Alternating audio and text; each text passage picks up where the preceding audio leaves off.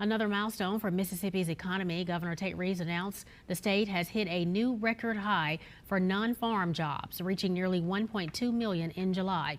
State officials report that Mississippi is now second in the nation for job opening growth since 2020, with hiring demand surging nearly 20%.